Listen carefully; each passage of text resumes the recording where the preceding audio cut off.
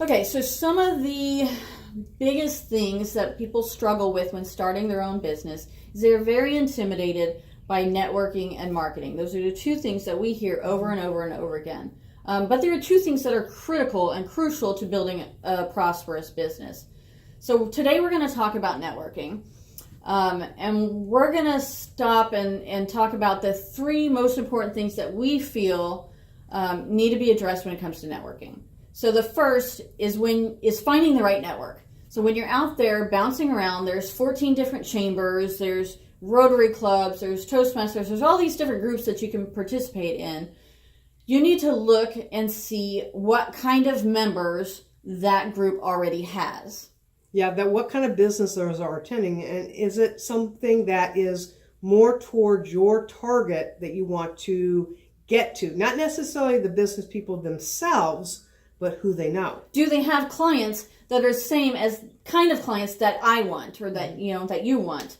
So that's number one. So look at who is currently members of that group. Yes. So number two is the meeting days and times. How many opportunities do you have to participate in this group? And that means looking at if they have early morning meetings, do they have luncheons? Do they have evening meetings? Do they do after hours? Because let's face it, if you're not an early morning person, it's going to be a struggle for you to get to a 7 or 7:30 a.m. And even meeting. participate, because you're going to be sleepwalking through the whole thing and you're not really going to be creating relationships because you're going to be miserable. Well, you're not going to be talking to people if you're halfway awake. So it's very important to try to strategically pick that timing where you're going to be more aware of what you're speaking about too. But you want to be actively involved in that networking group. You can't just show up once a month and expect miracles to happen. They've got to see you repeatedly. So the consistency is the key. If you only show up once a month, they're not going to remember who you are. Right. And seeing that is one of the key things of being there on time and consistent, because people then learn to know who you are. Right. And we can go off on a whole other topic on exactly. that. So then the third thing was getting a feel for the energy, right? Mm-hmm. So some groups you walk into and they're just very stuffy. Mm-hmm. That's just the culture of it, and that's fine. But if you're not a highly professional corporate type of individual, then you're going to struggle really making solid connections in that kind of group. Exactly. And you want to be able to be comfortable, as she was saying, but encouraged in a lot of the different networks. For example, some of the networks enjoy the fact that they see you developing your tagline or how you're developing your elevator speech. Right. They encourage you and they clap with you and they give you positive feedback, while others will sit there and roll their eyes and give you the cross-eyed look because you don't have it all put together, right?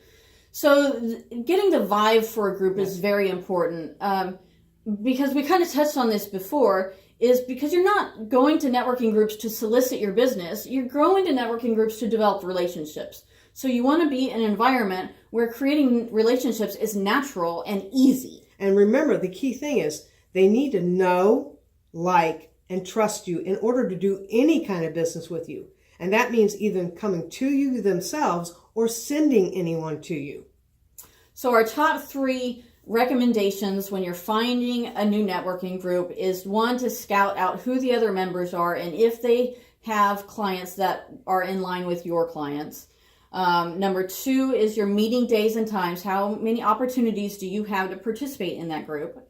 And then number three is energy. The energy, the feel of the group. How easy is it for you to just jump in and start developing friendships? And our challenge to you is to go out and just give a sampling. Go and test out some of the networks yourself. And remember something, this is an ongoing process. You're not going to ever stop networking because you want to be visible. You've always got to be feeding your business. So you're always going to be networking. It's going to be uncomfortable in the beginning, but you suck it up and you deal with it. And then if you're in the right group, it becomes easy. It becomes a habit. And then it's something that you're always carrying on through the rest of your business. And here's a sneaky note. Go as somebody's guest. If you're concerned with the pricing, go as somebody's guest as many times as you can to feel them out. Right. I've done that, and then I decided, this isn't for me. And I went on and I scouted somebody else out. So there you have it. Go do it.